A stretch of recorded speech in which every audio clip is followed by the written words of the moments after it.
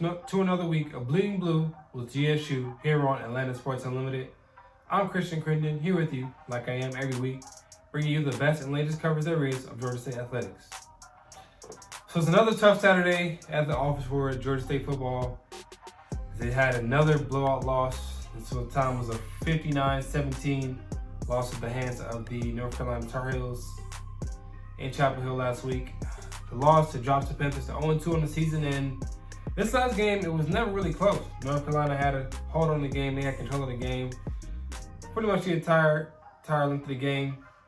The Panthers, they had their chances to kind of make it close, to kind of make a game of it, to make some plays, but they weren't able to make the plays they needed, and it's not a good start to the season. That was a time to panic. I'm going to tell you about that in a sec. But first, be sure to follow Atlanta Sports Unlimited on social media, Facebook and Twitter, to find all our latest content when it comes out. And be sure to subscribe. We're going to watch this video on YouTube, Atlanta Sports Unlimited. Leave a like, dislike, comment, good or bad. We just want to interact with you guys and hear what you have to say to help improve the site. Now, is it time to panic? Not quite.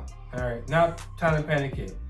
When you look at the two teams they faced, they played two quality opponents. Army, Service Academy, formidable. I mean, they run a triple option. It gives teams tons of problems, okay? They don't want to get blown out.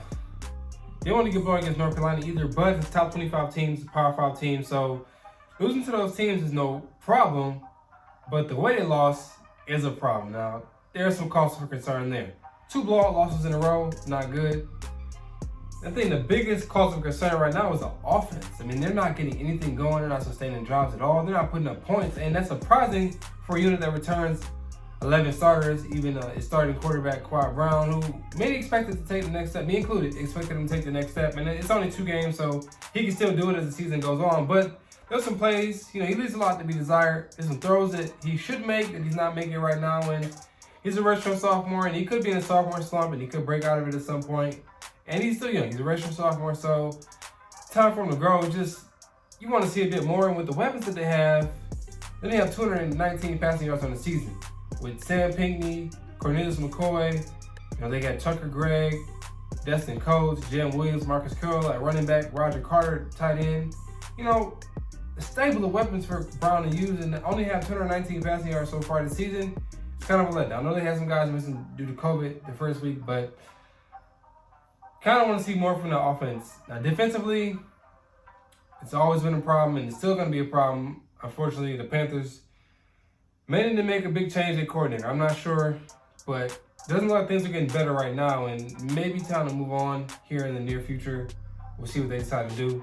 Things don't get easier for the Panthers defensively this week because they have a scrappy Charlotte teams who comes into town at 2-0, and they beat Duke a few weeks ago, scored 31 points, so they're going to be feeling good about themselves. They're averaging about 470 yards a game so far this season, so not going to be easy for the Panthers defensively because Charlotte comes in. They're going to be looking to run the ball. They're going to be able to pass it.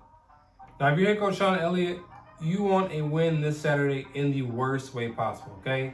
Because if you lose, with 0-3 with 0-5 still in the face. You have Auburn on the road next week, and then you have App State at home to start conference play.